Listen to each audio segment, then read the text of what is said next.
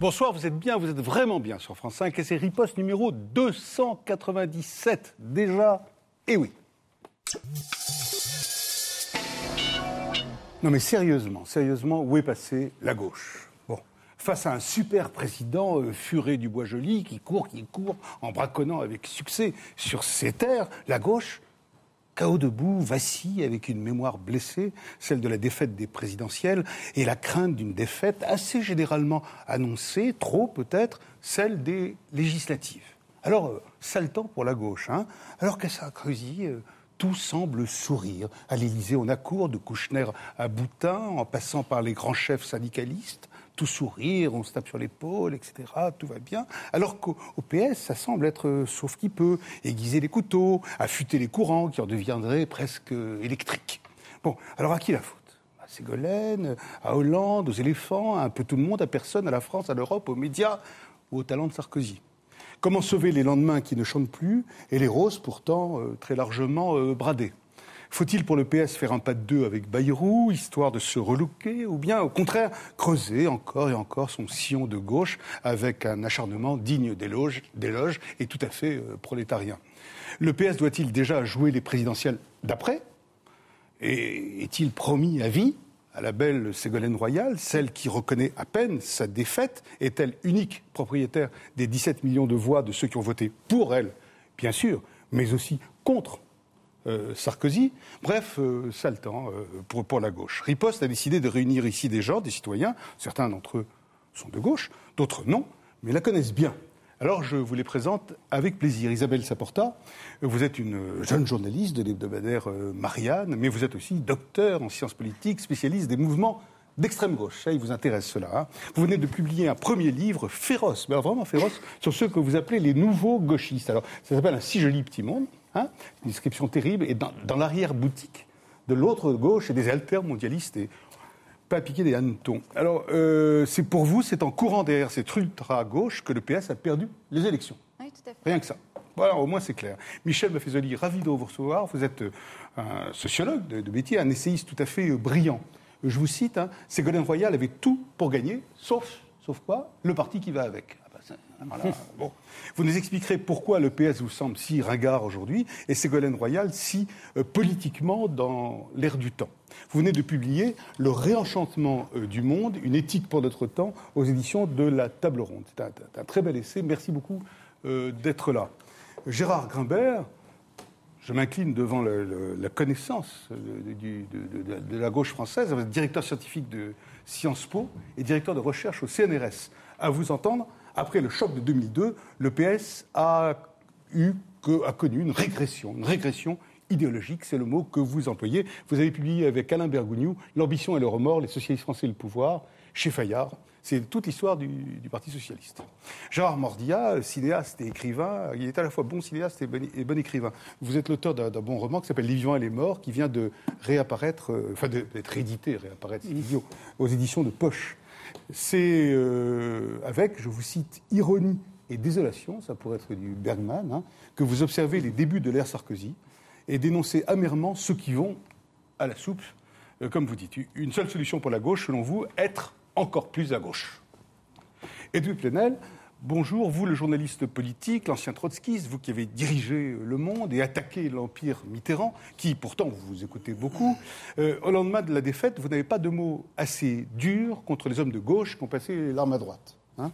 Pas de pitié pour ceux que vous appelez de vulgaires courtisans. Nous écouterons ici les échos de votre colère et nous lirons vos chroniques Marane qui viennent d'être publiées chez Stock, Chroniques Marane. Et je n'aurais pas terminé sans présenter Philippe Val, qui est directeur de la rédaction des publications de Charlie Hebdo. Alors, qui aime bien, châtie bien, et votre jugement est parfois sévère envers la gauche, hein, c'est moins qu'on puisse dire. Le PS n'a plus d'idées, dites-vous, et quand il n'y a pas de foin dans l'écurie, les chevaux se battent. Métaphore tout à fait étrange. Enfin, bon, des coups de pied équins en trompe d'éléphant, vous nous expliquerez comment la gauche peut encore, selon vous, se frayer un chemin. Vous êtes par ailleurs l'auteur des traîtres, les traîtres et les crétins, rien à voir avec ce qui précède, et qui est paru au Cherche Midi, éditeur. Merci beaucoup d'être là, Philippe Val. Bon, je vais commencer par une question qui s'adresse à vous tous. C'est juste pour lancer le débat. Il faut bien prendre le truc par un bout. Mais vous répondez vite, c'est juste pour... Bon, on va parler de ceux qui sont passés de l'autre côté, qui ont franchi le Rubicon. M. Kouchner, Hirsch, Besson, Jouyet, ils ont posé à la droite de la photo, à la droite de Nicolas Sarkozy, quoi. Alors comment vous qualifiez-vous ce ralliement? Alors je vous donne des mots et puis vous choisissez celui que vous voulez. Sens politique aigu, intuition, pragmatisme, carriérisme, trahison, envie de travailler plus pour gagner plus. Qui veut commencer? Pragmatisme et carriérisme à la fois, voilà, c'est certain. C'est-à-dire que, mais par contre, ils ont fait certainement très mal au Parti socialiste. Très mal au Parti socialiste. Très mal au Parti socialiste parce que si l'élection s'est perdue, elle s'est perdue au centre. Et là, effectivement, on ne voit pas comment la refondation se fera avec les centristes au Parti socialiste. Quoi. Et vous, Plenel?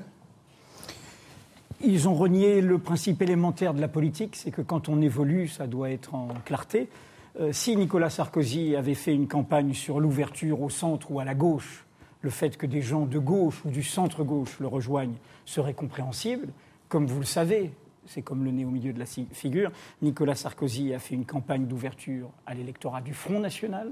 Il a parlé de la France qu'on aime ou qu'on n'aime pas, de l'identité nationale, de tout ce qu'ont combattu M. Kouchner, M. Attali, M. Védrine, M. Attali et Védrine, ils ne sont pas.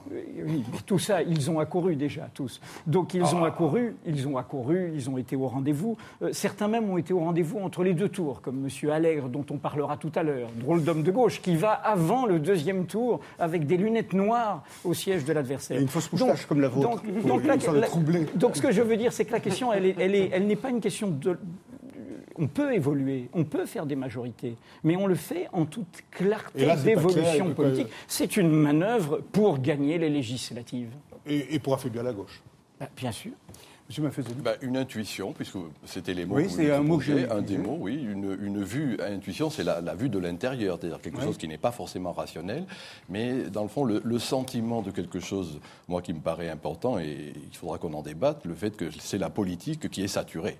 Et qu'à bien des égards, ce n'est pas simplement le Parti socialiste qui est déphasé, mais que nous vivons une transfiguration du politique.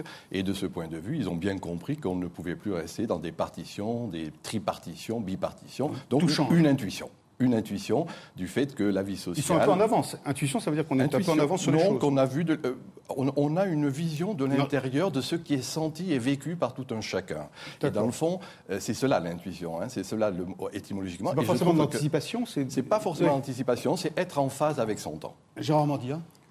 Ouais, vous savez, moi je travaille sur la christianisation de l'Empire romain. Oui, je vois bien le rapport, mais alors vous allez voir tout de suite, c'est comme quand l'empereur Constantin s'est fait chrétien, soudain tous ceux qui étaient autour de lui, les généraux, les sénateurs, etc., se sont tous fait chrétiens parce qu'il fallait faire carrière, et pour faire carrière, il fallait mieux être chrétien. Je commence à voir. Alors voilà, et bien donc tous ceux que vous avez cités ont accouru auprès du roi nouvellement élu. Messie, et puis voilà, c'est ça. Et puis c'est tout simplement de l'arrivisme, du carriérisme. Moi, je pense que c'est très grave pour la politique parce que ce qu'on voit là, c'est que finalement, ces hommes sont sans aucune conviction, avec seulement des envies, des désirs de place. Et donc, ce sont des domestiques.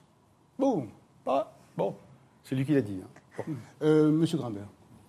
Non, moi, je ne voudrais pas porter de jugement moral, mais simplement, je crois que ça traduit deux choses. Ça traduit d'abord, de la part de Nicolas Sarkozy, la volonté, d'abord le fait qu'il se rend compte que gagner les législatives, il faut aussi ramer un peu. Il ne s'agit pas uniquement d'attendre dans le fil de l'élection présidentielle. Donc ça veut dire que... C'est pas mécanique. Rappelons-nous qu'en 88, rappelons-nous que François Mitterrand disait « Oh là là, il ne faut pas que le Parti socialiste soit trop fort ». Ça, il a été écouté par les électeurs, puisqu'il n'y a pas eu de majorité absolue au moment des élections législatives, après sa réélection. Donc je crois qu'il y a effectivement cette volonté. Ce gouvernement est d'abord un gouvernement, me semble-t-il, pour gagner les élections législatives.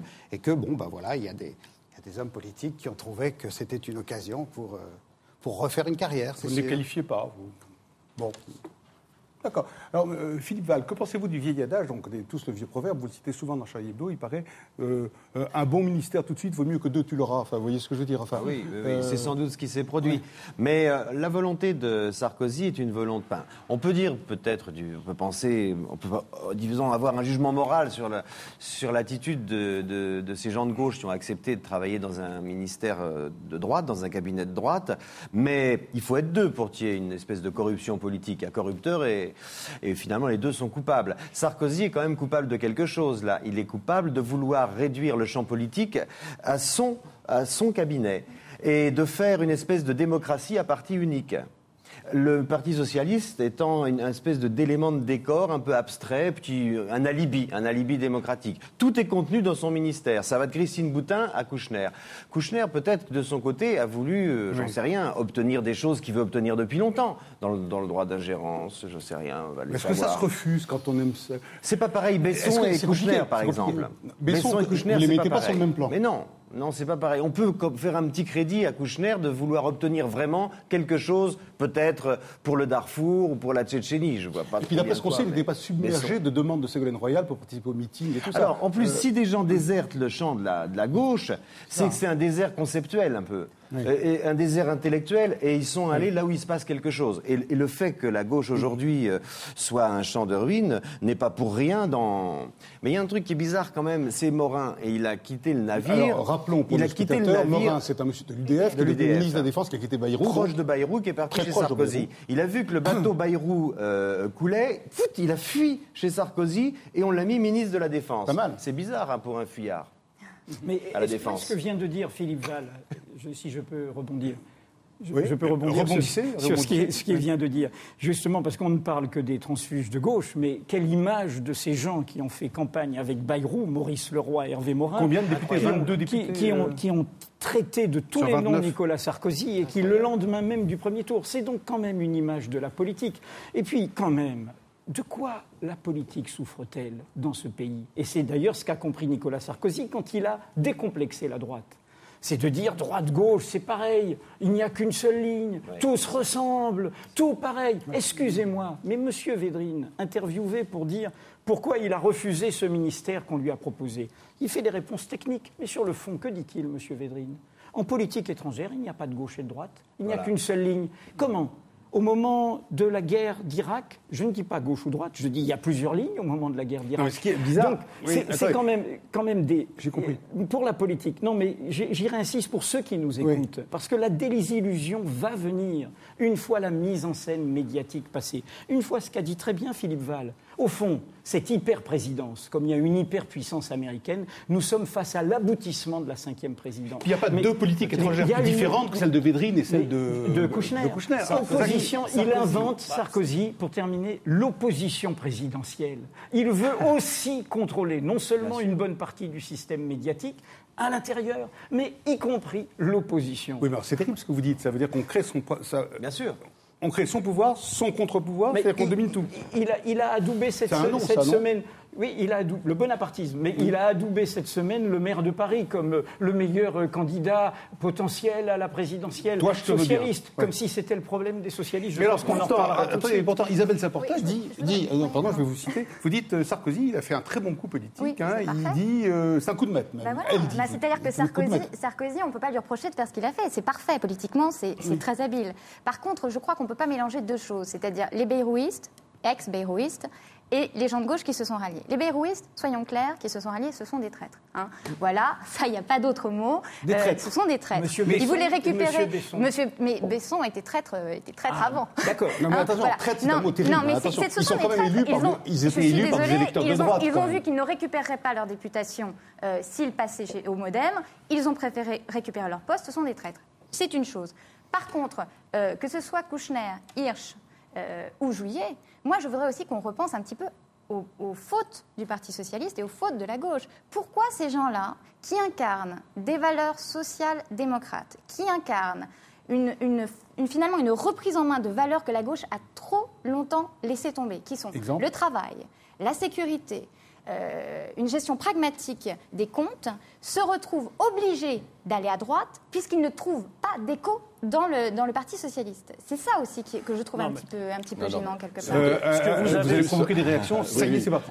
Rapidement, il faut éviter tout de même un pathos moraliste. Enfin, je veux dire, il fut de tout temps, on a eu des procès, j'ose pas dire de Moscou, mais enfin les staliniens ou les divers léninistes, d'ailleurs, et Trotsky de tout poil, ont fait des procès un peu de temps au nom de la morale. La morale n'a rien à faire avec le politique. Là, en la matière, qu'est-ce que c'est que le politique, sinon si elle n'est pas en phase avec la vie sociale. Deux infarctus. Non, mais peu importe.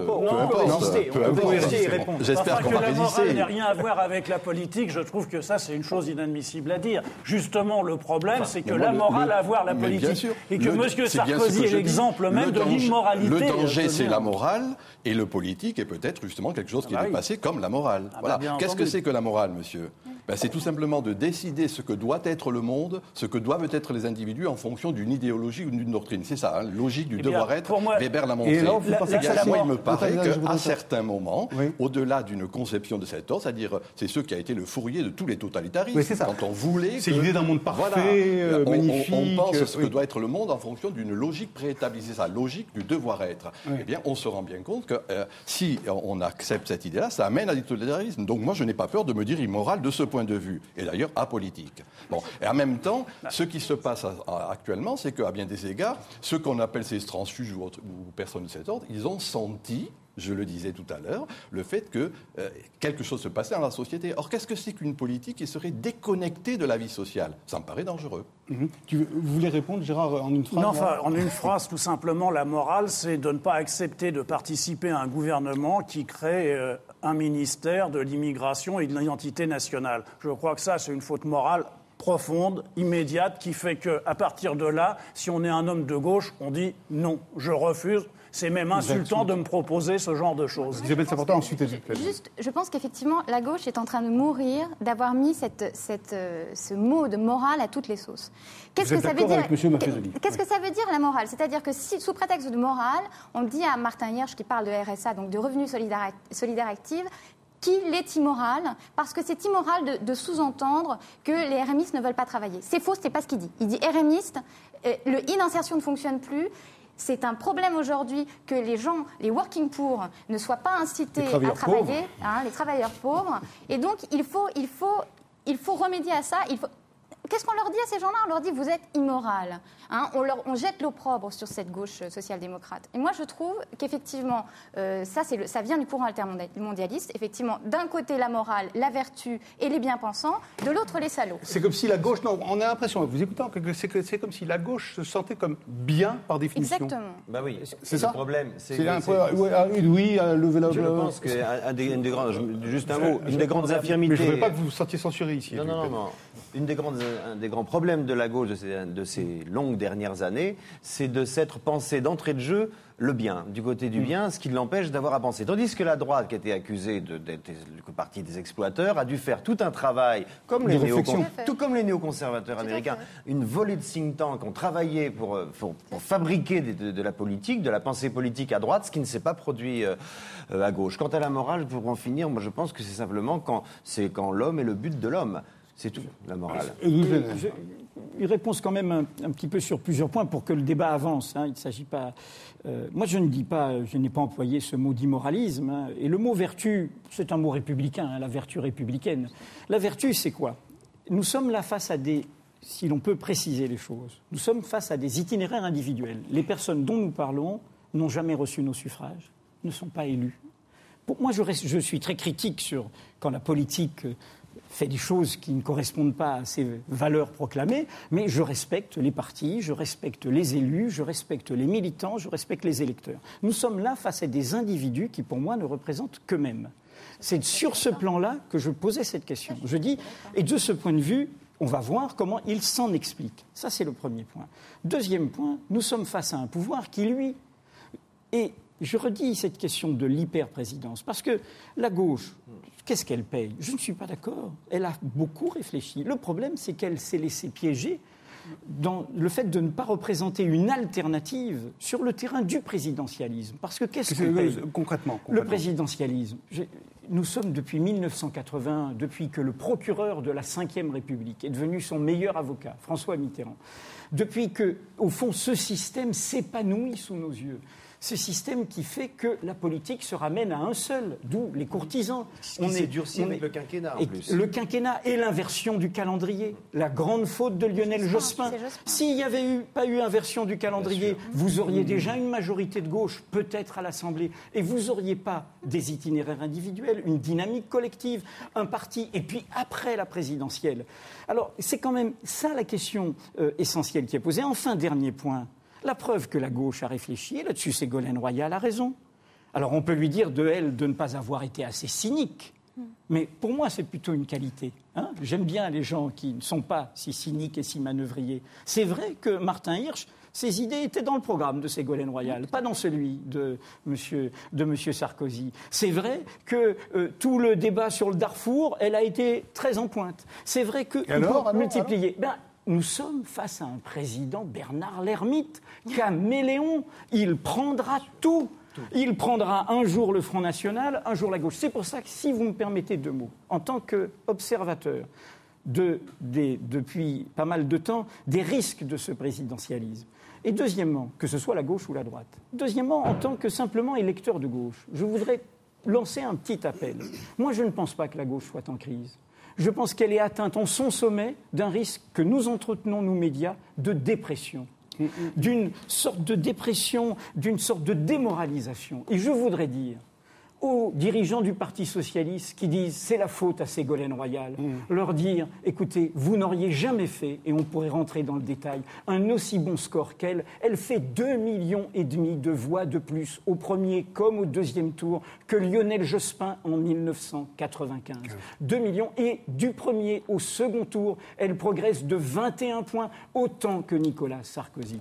Deuxièmement, je voudrais dire à l'entourage de Ségolène Royal, qui disent tout ça c'est de la faute du Parti socialiste, que Ségolène Royal n'aurait pas eu de légitimité sans ses militants, sans cette collectivité. Et enfin, je voudrais dire à la gauche de la gauche dans toute cette diversité, ou à l'extrême gauche, qui dit tout de suite, dès qu'il y a une défaite, c'est bien sûr la faute de ces sociodémocrates, de ces sociolibéraux, que ce qu'a révélé cet échec aussi, c'est l'échec du non de gauche au référendum européen, qui n'a été créateur d'aucune dynamique politique, ni plan B, ni unité. Donc je voudrais juste dire à la gauche qu'elle devrait bien faire à ses dirigeants de se rassembler, de faire taire ces querelles inutiles, et aux démocrates de se dire que tout pouvoir a besoin d'une opposition forte. Et l'enjeu de ces législatives, c'est pas la gauche seulement, c'est qu'il y a une opposition. Jean Grimbert, qui est historien du Parti socialiste. Oui, moi je trouve que Edoui Plenel est bien optimiste quand même sur la gauche, franchement. Optimiste de la volonté, pessimiste de l'intelligence. Vous connaissez la formule. D'accord. Parce que, d'une part, je trouve que c'est un peu facile de tout mettre sur la question présidentielle, d'abord, et du régime. D'abord, ce régime... il s'est développé tel qu'il s'est développé. On ne peut pas réécrire tout à fait l'histoire. Alors je suis d'accord que ce qu'a fait Lionel Jospin a été décisif. Je suis d'accord pour présidentialiser encore plus le régime en 2001-2002, comme vous l'avez dit. Mais ceci étant dit, il faut d'abord reconnaître que les partis s'y sont pliés, que le Parti socialiste s'y est plié. Vous parlez de Ségolène Royal, je pense que c'est une erreur. Peut-être. Non, mais M. Grimbert, quelqu'un aurait fait mieux, quelqu'un d'autre aurait fait mieux que Ségolène Royal? J'en suis pas sûr. Là-dessus, je ne suis pas en désaccord du tout avec Edoui Plenel. Vous n'êtes pas en désaccord avec Edoui Plenel? Non, là-dessus, je ne suis pas en désaccord avec Edoui Plenel. C'est très difficile de savoir. Effectivement, je n'en suis pas sûr. Mais ce que je voulais dire, c'est qu'on ne reviendra pas facilement. Il faut que la gauche... Et alors, je m'adresse à Edoui Plenel, mais à la gauche en général, il faut qu'on arrête de faire comme si on allait changer le régime constitutionnel de la France. Ça fait 200 ans qu'on se dit ça, tous les 2 ans, tous les 3 ans. On ne changera pas facilement ce régime politique. Et pour une seule raison, entre autres. Outre que ce n'est pas facile de changer le régime politique, c'est tout simplement que les Français, encore une fois, l'ont plébiscité, ce régime. Quand même, c'est l'élection qui mobilise, c'est l'élection qui passionne, alors c'est l'élection qui accouche de leaders. Alors qu'est-ce que vous voulez ? Non, on ne peut pas dire... Ça fait longtemps qu'on n'a pas vu un président de la République en petit short et basket recevoir les leaders syndicaux. Non, on a l'impression qu'il y a un changement... Je sais pas, ça s'appelle peut-être 6e République. On a l'impression que tout a changé. Comme si on, si on était martien. Mais si on était martien, on revenait en France. C'est aussi un changement parce qu'il a compris le premier la force, la dynamique que pouvait lui donner le quinquennat et les dates des législatives. Et d'être à la fois président de la République et autre chose. Chirac l'avait pas compris, lui il l'a parfaitement compris. Il exerce le même métier que Jacques Chirac Non. Non. Non, parce qu'il va gouverner. Mais parce que il la va pas présider. devient de plus en plus présidentielle. Puis je réponds à... Non, mais attendez. Je voudrais juste dire... Pardon, excusez-moi, je veux juste dire une chose. On a effleuré quelque chose d'un des 2-3 sujets fondamentaux. Moi, je ne suis pas tout à fait d'accord avec Edoui Plenel en ce qui concerne le travail, le travail intellectuel. Après le référendum sur le TCE, le traité constitutionnel européen, à mon sens, je suis à peu près d'accord avec Rocard là-dessus, il aurait fallu une fracture. On ne peut pas rester sur le sujet dominant de la politique française depuis la Seconde Guerre mondiale, l'Europe, rester opposé sur cette question fondamentale dans le même parti. Tant que cette question ne sera pas réglée au Parti socialiste, il ne gagnera pas les élections. Jamais. Alors qu'est-ce qu'il aurait fallu faire, quoi? Une scission, un truc quoi? Oui, une scission. Une scission. Fabius et ses copains dehors. Congrès de Tours. Non, mais c'est pas possible. Bien sûr. Oui. Est-ce qu'on va continuer à tenir ce genre de discussion, c'est-à-dire avoir des discussions politistes sur un vrai changement qui n'est pas politique? Qu'est-ce que vous voulez dire? Alors, je veux dire, qui est sociétal, et que dans le fond, que ce soit Sarkozy ou que ce soit Ségolène Royal, qui d'une certaine manière, pour moi, n'ont pas de vraie différence, sinon qu'un a gagné, l'autre n'a pas gagné, pour d'autres raisons sur lesquelles je vais fait discuter. C'est pas une vraie différence, parce qu'elle n'a pas forcément perdu. Et son premier discours était, moi, me paraît, c'était dans le vrai. Vous pensez qu'elle a raison de dire ça? Tout simplement parce qu'elle le sait très bien qu'elle a perdu momentanément, mais que sur le fond, le fait qu'elle est en phase avec ce qui me paraît être dans la vie sociale. Donc vous n'êtes pas du tout d'accord avec ce que j'ai dit dans mon introduction, quand j'ai dit ces 17 millions d'électeurs ne sont pas forcément les siens. Pas forcément les siens. D'ailleurs, il pourrait y en avoir d'autres, un peu plus, un peu moins, et certainement plus. C'est pas ça le problème. Non, c'est pas. Arrêtons de faire des calculs politistes. Et moi, je trouve que. Je pose une question. Pourquoi? Pourquoi? Parce que le politique, il ne peut exister que s'il est ancré sur le sociétal. Et le vrai changement dont vous parlez, c'est un changement de fond, c'est-à-dire quelque chose qui fait qu'à un moment donné, une nappe phréatique peut se polluer et qu'il y a autre chose qui est en jeu. Mais qu'est-ce que vous voulez dire, M. Maffezoli? Elle colle complètement en la matière. Exactement. Et en la matière, c'est pour ça qu'on pourra discuter pour savoir si le Parti socialiste a des idées, si la droite en a ou pas. Moi, je ne pense que ni l'un ni l'autre n'en ont. Par contre, Sarkozy, et Sarkozy et Ségolène Royal ont bien senti que ce qui était en jeu, le vrai glissement et le vrai changement, il est d'un mot. Il n'est plus programmatique, il est émotionnel. Ce néologisme qu'on emploie. Comme si tout était dans l'apparence, hein, c'est le réenchantement du monde. Disons, c'est l'apparence. Mais bien sûr, mais bien évidemment, c'est-à-dire qu'on continue à fonctionner, c'est notre fonds de commerce. Il serait difficile que pour des intellectuels de reconnaître que dans le fond, il y a un vrai changement, c'est-à-dire que ce n'est plus une conviction qui est en jeu, c'est de la séduction. Et que c'est ce glissement de la conviction à la séduction qui me paraît être la chose pour ça. Et c'est amusant, pour moi, tous les débats actuels me paraissent très amusants. Que je suis content de participer à votre bien évidemment. Un vrai amusement. Oui, tout à fait. Le fait qu'il y ait un extraordinaire déphasage, des divers commentateurs, mais qui continuent bien évidemment à analyser ce qu'ils savent faire, leur fonds de commerce, ce pourquoi ils sont payés, c'est-à-dire, dans le fond, des analyses politistes. Alors pour vous, c'est une sorte d'émission comique à laquelle vous participez? Bien sûr, ça peut marcher. Mais je le pense, d'une certaine manière, mais c'est pas infamant du tout. Non, je suis très très ravi d'avoir des scores. On va voir nos payes parce que c'est mieux payé dans les émissions comiques. En même temps, ce que je propose, c'est de dire réfléchissons ou pensons en effet le vrai glissement, le vrai changement qui est en jeu. Alors, c'est l'émotionnel. Qu'est-ce que c'était que l'émotionnel? Quand Weber en parle, il montre que c'est le retour de la commune, Gemeinschaft. Et comme on dit vulgairement, mais je ne sais pas ce que vous voulez dire. Ça veut dire commune ou communauté. Et que dans le fond, il y a un glissement de la société qu'on sait gérer à la communauté qu'on ne sait pas gérer. Alors on va parler de communautarisme et autres perspectives de cet ordre. Or, l'émotionnel, ce n'est pas une caractéristique psychologique, c'est pas être émotif. Et vous avez trouvé cette une ambiance. Si on veut, est-ce que c'est pas sérieux? Voilà. Dans ce cas-là, pour moi, Ségolène a perdu alors. Non, mais justement, revenons sur Terre, parce que d'abord, Max Weber parlait aussi d'éthique de responsabilité et d'éthique de conviction, et ça a à voir quand même avec le rapport entre la politique et ses engagements.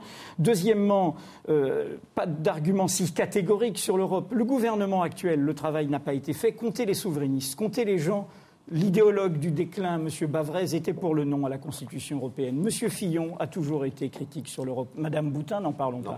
Donc M. Sarkozy, il a pris ça aussi. Donc le problème n'est pas là. Moi, je redis, je crois qu'il y a eu... C'est là où je suis en désaccord avec Gérard Guimbert. Je pense que la gauche a entamé un travail et qu'actuellement, il ne faudrait pas qu'elle tombe dans le piège, soit du bouc émissaire, qu'elle s'inculte. Le bouc émissaire, elle l'a trouvé, c'est François Hollande, le bouc émissaire pour l'instant. Et le bouc émissaire, je parle d'expérience, c'est une façon de ne pas réfléchir. Bien sûr, et de préparer d'autres catastrophes pour la suite.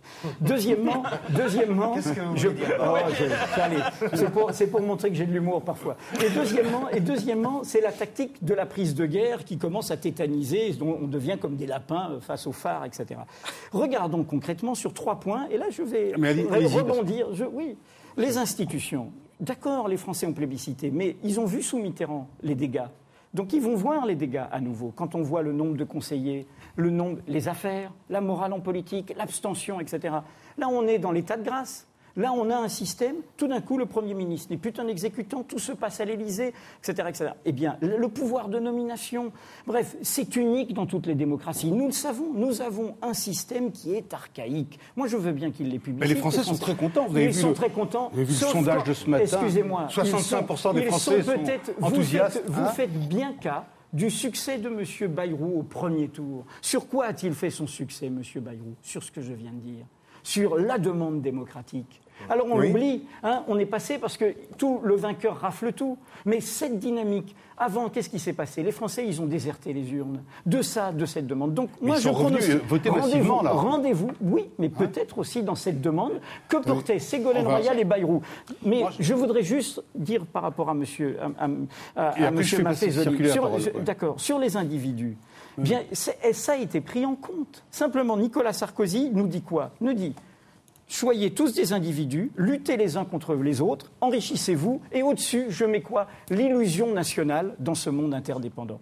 La gauche a commencé ce travail, les nouvelles solidarités, refaire lien autrement, le social, etc. Eh bien, qu'elle continue, qu'elle se parle entre la gauche du Parti communiste, la gauche du Parti socialiste, la gauche mouvementiste. Personne n'est otage. Il y a d'authentiques sociaux-démocrates. Ce que dit Edwin Plenel, c'est ce qu'exprime Nicolas Sarkozy, c'est la morale de celui qui était le mentor de Margaret Thatcher, c'est-à-dire l'individu n'existe pas.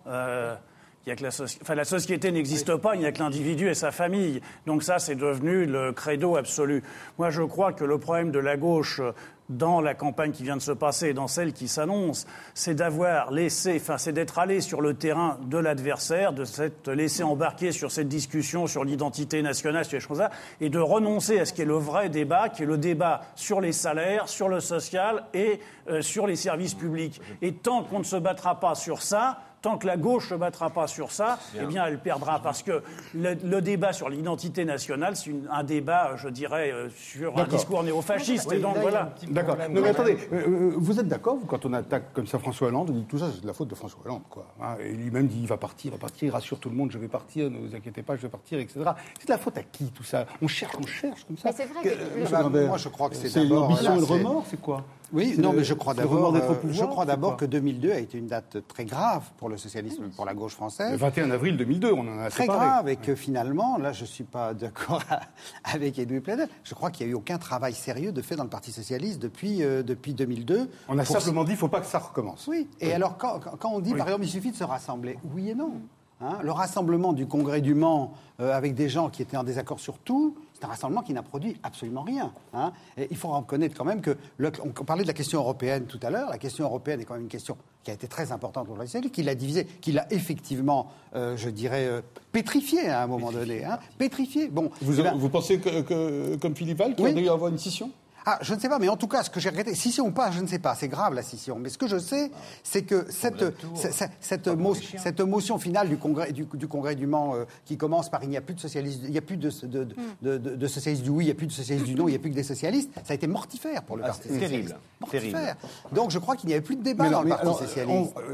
Répondez à ma question sur François Hollande. Vous trouvez ça bien, quoi, l'acharnement comme ça, il me faut un coupable, je le tiens, c'est un... François Hollande a été politique. Peut-être que le parti lui-même, et il a fait avec ce qu'il a pu. Moi, je ne suis pas pour accabler François Hollande. En plus, je le trouve sympathique non, c'est un vrai démocrate. Il a des bons. Mais là, je pense que pour répondre à Gérard Mordillat tout à l'heure, parce que c'est vrai qu'il faut.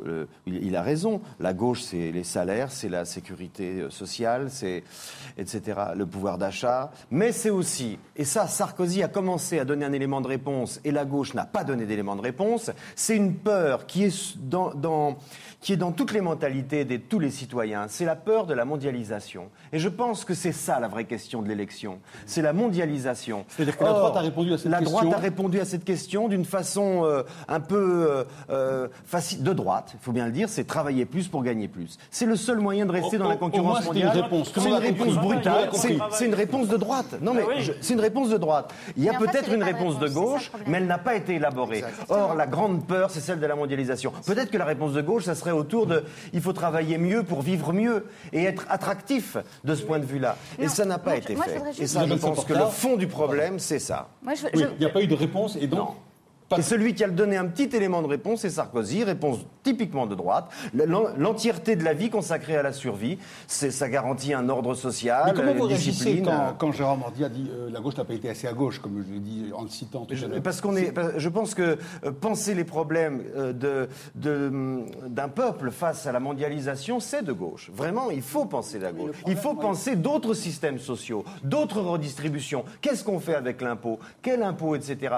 Par exemple, je ne comprends pas que Ségolène Royal n'ait pas réagi violemment sur les droits de succession. C'est décisif, les droits de succession. D'ailleurs, c'est l'impôt le plus haut aux États-Unis. Parce que c'est une vraie démocratie. Ils savent qu'à un moment, il faut redistribuer. Il faut qu'il y ait une dynamique. Et ça, pourquoi elle n'a pas réagi à ça? Comment vous réagissez lorsque M. Grimbert, vous voyez, parle de régression idéologique du PS? Il dit la défaite de Ségolène Royal est due, selon lui, à une régression idéologique. Mais c'est même pas une régression idéologique. Je crois que Philippe Val a parfaitement raison. C'est que c'est un gel idéologique. C'est-à-dire qu'effectivement, pour pas faire de remous, pour pas fâcher, pour essayer de garder tout le monde ensemble, on a arrêté de penser. Ça, c'est très clair. Et Edoui Plenel, avec beaucoup d'habileté, passe de Ségolène Royal au PS. Vous avez remarqué le dernier sondage LH2 dans Libération. Qu'est-ce qu'il dit, le dernier sondage? Il dit Ségolène Royal a perdu à cause du Parti socialiste. Oui. Et effectivement, faisons un petit peu d'histoire récente, c'est tout. Ségolène Royal, elle a très très bien marché jusqu'à l'investiture au PS. C'est pas compliqué. Pourquoi? Parce que contrairement à ce que vous avez dit, elle a compris qu'il y avait un besoin d'individualisation de la société. Vous dites Sarkozy dans une hyper-individualisation de la société, pas la gauche. C'est faux, elle était avec son désir d'avenir dans une société complètement individualiste aussi. Par contre, elle ne jouait pas les individus les uns contre les autres. Oui, première chose. C'est ce que j'ai voulu dire. Deuxième chose, à ce moment-là, elle a gagné des points très importants parce qu'effectivement, elle a remis au centre du débat un truc qui est très altermondialiste, qui est effectivement la démocratie participative, le lien direct avec ses élus. Ça, elle avait très bien réussi son coup là-dessus aussi. Par ailleurs, et enfin, je continue, elle avait effectivement réussi à comprendre, tout ça marchait, que les classes moyennes avaient une vraie volonté d'avoir plus de pouvoir d'achat, que le SMIC à 1 500 € proposé par Fabius, c'était très joli, mais vu que les classes moyennes sont complètement étouffées, ça ne pouvait pas marcher. La sécurité, contrairement à Jospin, qui a méprisé une partie de son électorat, qui vit dans les banlieues et qui en souffre au conclusion, elle l'a réintégré. Et après, elle s'est retrouvée avec le PS, exactement, en train de lui dire bon, maintenant, il faut que je récupère les 35 heures, finalement, c'est pas si mal. J'étais contre, mais c'est pas si mal. Le SMIC, 1 500 €. Mais quoi, vous voulez dire sans le PS, ça aurait gagné? C'est-à-dire, moi, je pense que sans le PS, elle avait toutes les chances de gagner. Mais non. Pourquoi? Mais si. Mais non, alors c'est ce que me dit M. Mafezoli. Mais je pense. Elle n'avait pas de parti. Non, mais on ne gagne pas sans parti. le gagne dans son parti, mais pas avec ce parti-là. Comment on fait Non, mais Et ce parti n'a pas arrêté de lui tirer dans les pattes. Et par ailleurs, quand vous dites, moi je veux bien que la réponse soit à l'extrême gauche, très bien, c'est très gentil tout ça. Le PS a raté toutes ses élections. En 2002, il l'a joué au centre, elle s'est jouée à l'extrême gauche. Ce coup-ci, il l'a joué à l'extrême gauche, l'élection s'est jouée au centre. Si Bayrou, si les spartakistes sont apparus le 22 février, si les Gracs sont apparus après... Vous voulez dire les gens qui sont passés... Tous ceux qui sont passés au centre. Oui. Et si Bayrou a fait le score qu'il a fait, contrairement à ce que vous avez l'air de dire, ce n'est pas que parce qu'il présentait une autre forme de démocratie, c'est aussi parce qu'il y avait beaucoup d'électeurs du PS qui avaient une envie d'ouverture social-démocrate et qui ne l'ont pas trouvé au PS. Mais pourquoi ils ne l'ont pas trouvé chez Ségolène Royal? Parce qu'elle était plombée par le... excusez-moi, mais elle a été complètement plombée par le programme. Complètement. Non, mais attendez. Est-ce que je peux... Oui. Non. Monsieur Maffezoli. Non. Oui, moi, je partage tout à fait. Non, mais je sais que vous partagez. On va y revenir après. Mais alors, est-ce qu'on peut pas dire Ségolène Royal a perdu parce que la France est à droite, tout bêtement? Non, pourquoi là, on change d'un autre registre. Il faut bien que j'avance. Nous avancions, là. Nous avancions. Non, on peut ma avancer. question est absurde. Il faut peut-être avoir les pieds sur terre, mais aussi voir le sous-sol de la pensée et de la vie sociale. Et ça, on l'oublie trop souvent. Et en la matière, faut-il dire que la France était de droite ou que, dans le fond, la France ne se reconnaît plus dans la bipartition, dans la tripartition? Nous serons les derniers en la matière. Beaucoup d'autres pays, justement, et en particulier des hommes politiques actuellement. Je rentre d'Italie, où ils le montrent très bien. Montrent bien qu'il y a des courts-circuits qui sont en train de s'opérer dans la vie sociale, et que ces hommes politiques ou femmes politiques plus intelligents que d'autres se rendent bien compte qu'on ne peut pas rester sur une partition. En France, ce n'est pas le cas. Alors que Ségolène Royal, elle avait eu le nez creux, à mon sens, comme d'ailleurs Sarkozy. Seulement Sarkozy, lui, a eu le coup de génie de faire un hold-up sur un parti, et Ségolène Royal n'a pas réussi à faire ce hold-up sur le parti. Vraiment, ça c'est... Oui, non, moi je continue. Elle n'a pas pris le parti l'a plombé? Comment vous réagissez? Je crois qu'il y a eu d'abord, effectivement, de toute façon, il y a un problème de la manière dont s'est fait la désignation du candidat. Il y a un problème entre la candidate et le parti. Bon, ça, évidemment, ça on l'a bien vu. Mais je crois qu'il n'y a pas simplement la question du parti, du plombage du parti, même si on a vu à certains moments qu'on n'en était pas loin. Je suis bien d'accord. Mais moi, je continue à penser, comme Philippe Val, que la question, c'était des Français angoissés qui sont intéressés à la politique. Ils ont hésité très longtemps entre les deux candidats. Très longtemps, nombreux. Ce qui veut dire qu'ils cherchaient... Entre lesquels deux? Entre les deux grands candidats. Et donc, ils cherchaient vraiment... Ils cherchaient des réponses à leurs questions. Et la réponse à leurs questions, c'était bien sur la mondialisation. Oui, et je crois... Attendez, juste un dernier mot. Juste un dernier mot.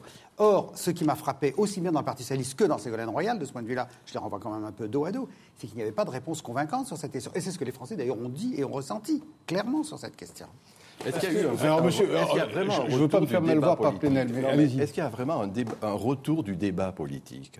Là où ça a marché, que ce soit Charletti, que ce soit Bercy, c'était de l'hystérie collective. L'émotion, ce que vous appelez l'émotion. Mais si, bien sûr, on peut en penser ce qu'on veut, mais là où ça marchait, c'est quand il y avait les gestes christiques de Mme Ségolène Royal. Non, mais c'est pas... Et quand elle a touché le paralytique. Quand elle touché le paralytique, c'était l'ému du Christ. C'était une charismatique. C'est le charismatique à l'état pur. Ce que je veux dire par là, c'est qu'on se gamberge sur le retour du politique, le retour du débat politique. Je dis bien, c'est notre fonds de commerce. Continuons à le faire, c'est amusant. Mais il n'en reste pas moins qu'au-delà de ça, ce qui était intéressant, il y a eu de l'enthousiasme. Oui.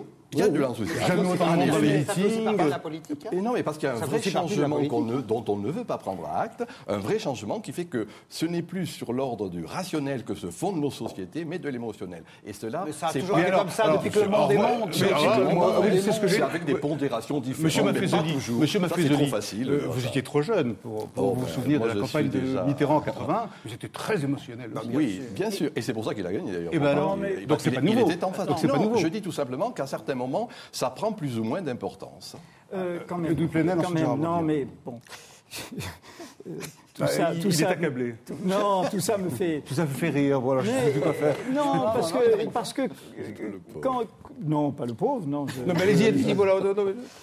Quand même, il y a eu une dynamique de rénovation du Parti socialiste qui a été entravée par un bug qui est le référendum européen. Mais le référendum européen, et là, on peut dire en effet que le Parti socialiste a fait une synthèse bricolée, mais en même temps, qu'est-ce qu'exprimait le non? Moi, j'ai été pour le oui jusqu'au bout. Mais le non exprimait, dans le non de gauche, qui n'était pas un non nationaliste, qui n'était pas un non de fermeture, exprimait une demande et une critique par rapport à la façon dont se faisait la construction européenne. Il l'exprimait aussi. Oui. Donc, on ne peut pas faire le reproche de ne pas avoir pris en compte ça par rapport à ce qui existait dans l'électorat de gauche. Et je pense que la mobilisation électorale à gauche, parce qu'elle a eu lieu, est liée aussi par le fait d'avoir pris en compte ça. Deuxièmement, qu'est-ce qui a été pris en compte ? Quand même, on passe à perte et profit. Regardez le vote. On a un vote d'âge, de peur. Les retraites, le mythe, justement, vous avez entièrement raison, l'héritage, alors que quand on a c'est pour les riches, parce que le petit héritage, il est déjà exonéré. OK. Mais en revanche, le vote des jeunes est passé chez Ségolène Royal, il est passé à gauche, mais le vote des cités, le vote des banlieues, l'intégration de ces nouvelles classes sociales, celles qui ont été humiliées au moment de Clichy-sous-Bois, il a eu lieu là. Donc, on ne peut pas, nous, être comme, je dirais, des gens. Ouais. Il a eu lieu. Ils ont voté, regardez dans le détail, dans Seine-Saint-Denis et ailleurs, et ils ont voté à gauche. Simplement, on ne peut pas maximiser l'effet momentané d'un score électoral. Il y a une dynamique de rénovation qui ne s'est pas traduite au bout du compte par une victoire. Mais il ne faut pas déprimer.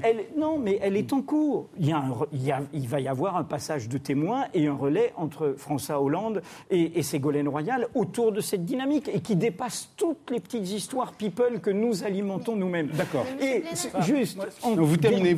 Je termine juste une phrase pour dire que sur les intellectuels qui travaillent sur l'économie, qui travaillent à la République des idées, sur la crise du tissu social, qui travaillent sur les nouvelles pauvretés ou les nouvelles solidarités. Ils étaient dans quel camp ? Parce que vous me dites qu'il n'y a eu que du people, etc. Mais où il était, M. Piketty ? Il était avec Ségolène Royal. Où était M. Thierry Pécresse ? Donc, je pense qu'il y a là toute une dynamique, tout un laboratoire d'invention, de refondation de la gauche. Non, mais je sais. Alors, comment... Non, mais pardon...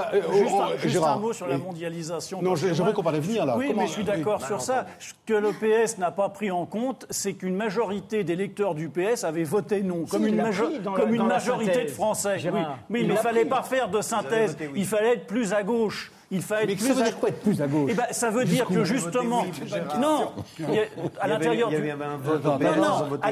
du PS. Mais quand on a regardé les résultats définitifs et qu'on a vu les sondages, une majorité d'électeurs socialistes avaient voté non.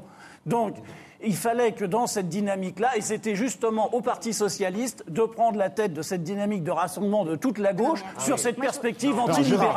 Gérard. Oui, c'était ça. Vous ne vous interrogez pas sur le bilan critique du nom de gauche. Il faudrait quand même... on va pas le faire là. Mais Gérard, comment vous voyez la suite ? Parce que vous dites, connerie 68 Art, il ne faut pas que le PS recommence à se dire, tiens, je vais faire un truc avec jusqu'aux franges de la LCR, etc. Une recomposition, hein ?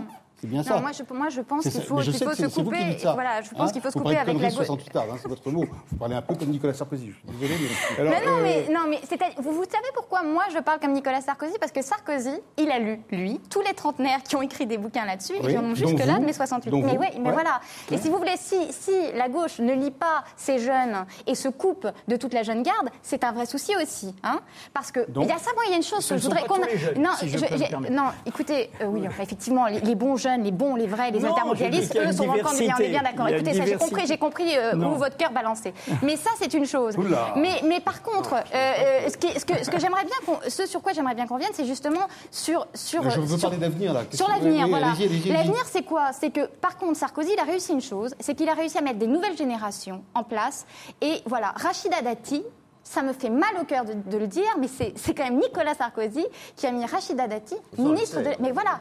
Mais pour faire quelle politique, Madame Sarkozy ? La première chose qu'elle a dit, c'est qu'elle allait s'en prendre à la petite délinquance. On aurait attendu d'elle qu'elle s'en prenne à la grande délinquance, à la délinquance qui coûte des milliards à la France. Non, elle veut s'en prendre à la petite délinquance, comme on veut s'en prendre aux pauvres, aux RMistes, aux chômeurs, etc. C'est ça la politique. Non, mais vous plaisantez. Je veux dire, c'est ça être moderne, c'est ça être anti-68. Non, mais vous plaisantez. C'est pas une question d'être moderne et d'être anti-68. Ça vous choque que le SMIC soit à 1 500 €, mais combien vous gagnez ? Mais si, ça vous choque. Et vous voulez que je vous dise que je gagne ça, justement parce que je suis pigiste, j'ai 30 ans, et je ne suis pas salariée. Le SMIC doit être à 1 800 €. Si vous voulez m'attaquer, c'est le problème. C'est qu'avec des gens bien pensants comme vous, on ne s'occupe pas des classes moyennes, on les laisse s'asphyxier, et c'est un vrai souci. Alors qu'est-ce qu'il faut faire ? Non, alors Isabelle, pour vous, il faut quoi ? Une alliance PS sans centre, etc. Comment sortir de ce... Pour moi, effectivement, il faut que le PS arrête de courir derrière l'extrême gauche et arrête d'avoir ce genre de discours, effectivement, incantatoire et moralisateur sur le fait qu'il y a d'un côté les fascistes qui veulent gagner de l'argent et d'autre côté les braves gens qui veulent... Personne ne parle comme ça à gauche, excusez-moi. Et de l'autre... Vous inventez un discours. Et par ailleurs, personne effectivement... ne parle comme elle, c'est pour ça que je ne comprends pas. Non, écoutez... Ne caricaturez pas ce que vous critiquez. Et par ailleurs, moi, je ne parle effectivement... pas de vous comme ça. Je ne critique... C'est pas ça le problème. Vous savez très bien que si Ségolène Royal ne s'en est pas sortie, c'est justement parce qu'elle n'a pas réussi à faire le grand écart entre ces deux discours, qui est d'un côté d'écouter effectivement ces gens qui ont... Je suis désolée, mais effectivement, il y a 49%, ne vous en déplaise, 49% des classes populaires ont voté pour Nicolas Sarkozy. C'est un vrai souci. Pourquoi effectivement ce discours de si vous gagnez plus, si vous travaillez plus, vous aurez plus a fonctionné? Alors maintenant, je veux bien, si vous voulez, moi je suis d'accord, c'est une réponse de droite, Nicolas Sarkozy, mais quelle est la réponse de gauche?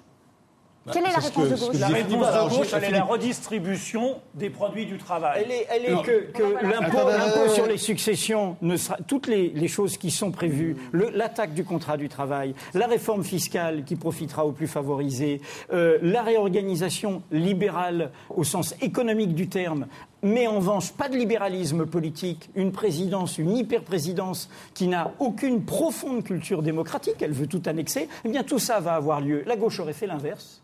Écoutez, vous reprochez à est-ce que le Sarkozy d'être PS a changé Sarkozy d'allié pour vous? Oui, et j'aimerais entendre aussi Serge Serge Gambert. Pourquoi Serge? Parce que j'ai un copain qui s'appelle Serge Gambert. Voilà. Je pense qu'effectivement, le PS va... Il n'a pas à être sourd à ce que dit l'extrême gauche. C'est une erreur. En ce sens, je suis d'accord avec Edoui Plenel. Et pas d'accord du tout avec Isabelle Saporta. Mais ni à ce que dit Bayrou non plus. Mais il ne doit pas être sourd non plus à ce que dit Bayrou. Et peut-être on peut se demander aujourd'hui qu'est-ce que c'est de gauche, par exemple. Moi, je pense déjà que c'est déjà deux choses rapidement. C'est que le temps nécessaire dans une vie à couvrir les besoins de survie, c'est-à-dire le logement, l'éducation, la santé, etc., doit être minimal. C'est vraiment le moins de temps possible. C'est ça être de gauche, c'est dire voilà. Bon, ensuite c'est revoir et ça c'est revoir et autre chose et c'est très important, c'est plus politique, c'est revoir notre conception de la nation. Il faut accepter qu'on perde de la souveraineté pour pouvoir s'insérer intelligemment dans la mondialisation. Il faut créer des alliances, des forces, sinon on ne va pas s'en sortir. C'est impossible. La concurrence va être... Il va falloir être attractif, il va falloir que nos sociétés soient plus heureuses que les autres pour pouvoir être imitées. Et non pas être faibles démographiquement, économiquement, etc. Et disparaître face à la Chine, face à etc. Il va falloir défendre Sarkozy dirait système. la même chose que vous. Non, mais peut-être, mais la gauche doit... Et c'est ce qu'elle n'a pas osé faire avec le référendum européen. C'est parler de la nation et de dire oui, il faut accepter une certaine dilution de la nation. Et c'est vraiment un grand travail. Et c'est un grand travail pour tous les citoyens qui sont attachés à leur drapeau. On a bien vu qu'à un moment donné, dans la campagne, tout le monde avait un drapeau à la main. Ségolène, Sarkozy, les militants. C'était horrible, c'était régressif. C'est de droite. Ce souverainisme-là est de droite. Pourquoi le drapeau c'est de droite? Non, je dis que ce souverainisme-là, cette hystérie de l'appartenance à une nation dont on ne sait pas très bien ce que c'est, est-ce que c'est l'adhésion à des choses passées ou est-ce que c'est l'adhésion à un projet, être français? Je pose à M. Grimbert la même question. Alors. Oui, moi ce que je crois, c'est que, et c'est en ce sens qu'il y a un travail de refondation intellectuelle, je crois quand même, de la gauche, qui est... Changement d'allié aussi? D'abord, il faudrait savoir quels alliés, on verra après législative, parce que le problème, c'est qu'on parle du centre. Que sera le centre? Quel centre dans déjà dans un qu'il y a une mois? opposition. Oui, voilà. Moi, je crois qu'aujourd'hui, le PS doit d'abord, avant de penser aux alliances, semble-t-il, il doit penser à lui-même et à voir ce qu'il veut faire. Je crois que le problème, il est que et on l'a vu encore dans cette élection, à mon avis, dans des sociétés, et c'est pas seulement la France, évidemment, de plus en plus individualistes. Car c'est ça aussi le problème. Des sociétés de plus en plus individualistes, comment repenser le collectif et l'institutionnel? Ça, c'est pas simple. C'est de ramener 68, excusez-moi, c'était une chose chose collective. Mais le programme que vous avez tout à l'heure proposé, ça fait 7 ou 8% des Français quand ils votent. Donc c'est pas suffisant pour arriver au pouvoir. C'est pour ça qu'il ne faut pas... Ramener 68, c'est attaquer quelqu'un sur des critiques personnelles. Si on ne voit pas les alliés, on n'imagine pas les alliés. Qu'est-ce qui s'est passé depuis 30 ans? Il s'est passé qu'on va aujourd'hui vers le bipartisme en France, pour les raisons liées au régime présidentiel. On peut le regretter, on peut s'en féliciter, mais c'est comme ça. Le problème, ce qu'on n'a pas beaucoup insisté sur cet aspect de l'élection d'il y a quelques semaines, premier comme deuxième tour, c'est qu'aujourd'hui, il n'y a plus que deux grands partis. Le centre, Bayrou a donné au fond une scission d'abord, et deux tout petits partis dont on ne sait pas ce qu'ils vont devenir. Le Front National, c'est stupéfiant ce qui s'est passé quand même sur le Front National. On n'a pas beaucoup parlé, mais ça, c'est un tremblement de terre. S'il fait 5 ou 6% aux élections législatives prochaines, c'est un tremblement de terre. Et grâce à qui ? Et grâce à qui ? À Sarkozy, d'une certaine façon. Bon, à l'extrême gauche, on a vu ce que était l'extrême gauche, Émile Plenel en parlait tout à l'heure, il n'y a pas eu le nom n'a rien donné, d'une certaine façon. Le nom de gauche, on a dit, n'a rien donné. Et le Parti communiste, à mon avis, et les Verts sont morts. Mais Gérard Mordia, par exemple, il pense, je me suis de dire il, vous croyez à une coalition possible PS-PC, quoi. Il n'y a plus de PC. À l'ancienne, non, mais... oui, PC, il existe. Enfin, je veux dire, le problème, c'est pas le problème. Non, mais je ne pense pas à ça. Je ne pense pas à des problèmes de coalition et je ne pense pas à des problèmes... Il faudra rappeler aux plus jeunes ce que c'était, mais allez-y. Non, mais je pense que justement, ce qui a manqué beaucoup, c'est la pensée. C'est-à-dire une vision de l'avenir, une vision de ce que peut être la société, autre que la répétition simplement des lieux communs que l'on entend partout. C'est inévitable, c'est impossible, il ne faut pas changer, tout est très bien, le système est parfait, tout fonctionne. Je pense qu'il y a là un travail effectivement immense et je viens de lire... les discours de Robespierre qui ont été publiés, eh bien, je trouve ça d'abord admirable dans le style et admirable sur la façon... Vous nous renvoyez Robespierre maintenant ? Ah, mais je suis sûr que ça vous plairait beaucoup, parce que c'est d'un style éblouissant, et au moins, voilà un homme politique qui pensait quelque chose du monde. On n'est pas à la pointe de l'avenir et du progrès, là. Avec la terreur. Ça montre bien que la République est... Monsieur Maffezoli, vous éruptez, enfin. Non, vous êtes dans le calme absolu. Oui, c'est vrai que vous croyez dans une sorte de variété. Donc vous avec Robespierre.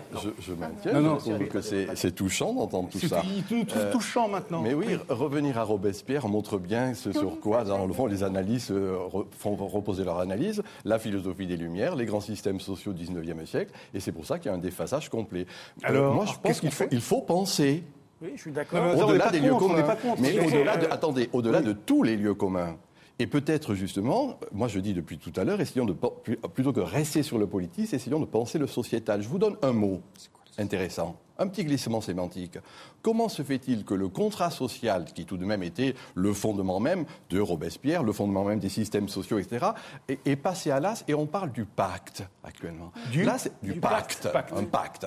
Mais là, c'est très intéressant. On n'est plus dans le contrat social. On est là justement dans les accords communautaire de l'un par rapport à l'autre. Moi, je dis des tribus l'un par rapport à l'autre. Et dans le fond, il faut penser ce sentiment d'appartenance. Bien sûr. Si vous aviez en charge le PS, qu'est-ce que vous feriez ? Ah ben ça, j'en sais rien. Il faut penser, si je peux me permettre, moi je dis il faut voter. Que vous soyez de droite, du centre ou de gauche, dites-vous qu'un pouvoir sans opposition, c'est un pouvoir qui aura jusqu'au bout de lui-même et donc c'est un pouvoir potentiellement dangereux. Il faut une opposition sortie des urnes du 17 et du 10 et du 17 juin. Je ne pense que ça, et d'où ce que je dis. Après, bien sûr qu'il faudra réfléchir, bien sûr qu'il y a toutes sortes de choses à refonder et à bousculer, et nous serons toujours dans ce regard critique, nous qui sommes des observateurs indépendants. Nous ne nous tapons pas les réunions, les meetings, les réunions de section. Nous n'avons pas cette éthique de la responsabilité. Nous sommes tranquillement dans la conviction. Mais ma conviction à moi, qui n'est pas épargné le PS au pouvoir, c'est que face à un pouvoir si entier que celui-là, il faut d'abord une opposition. Et Philippe Val, une utopie. Est-ce qu'on peut gagner sans utopie ? Comment ça peut marcher là pour Non, il faut un horizon. Il faut un horizon. On ne peut pas faire de la politique sans proposer un horizon aux électeurs. Moi, je pense que l'horizon commun des électeurs qui mettent d'accord la droite et la gauche, c'est la construction innovante d'une grande démocratie européenne. C'est tout. On n'a pas d'autre horizon depuis la Seconde Guerre mondiale. Et c'est peut-être le plus bel horizon qui soit. Oui, mais c'est presque ça, c'est tous ensemble alors. C'est tous ensemble avec dedans des débats, des contradictions, des choses comme ça, mais au moins qu'on soit d'accord sur un sujet. Et après on travaille. C'est un sujet c'est la seule façon de composer une force dans la mondialisation. Pour vous là, vite, très vite, rien n'est joué pour les élections là. Oui, non, oui, non, c'est joué. C'est joué 20 bleus, tsunami bleu. Le PS s'en sortira très bien. Quel niveau, je ne sais pas. Mais non, le PS s'en sortira mal, mais c'est dommage. C'est même dangereux pour Sarkozy. Ségolène Royal est majoritaire dans 200 circonscriptions, qui est 200 députés d'opposition. C'est ce qu'il faudrait. Ok, écoutez, je vous remercie beaucoup, vraiment, mademoiselle Saporta, merci beaucoup. Si vous voulez, messieurs, si vous voulez prolonger le débat, vous pouvez rejoindre le site de France 5, france5.fr. Merci vraiment à tous. À dimanche prochain sur France 5, la chaîne vous êtes décidément si bien, et me dit-on, de plus en plus nombreux à nous suivre, en France et dans le monde, grâce à TV5 Monde. Merci beaucoup, au revoir, merci.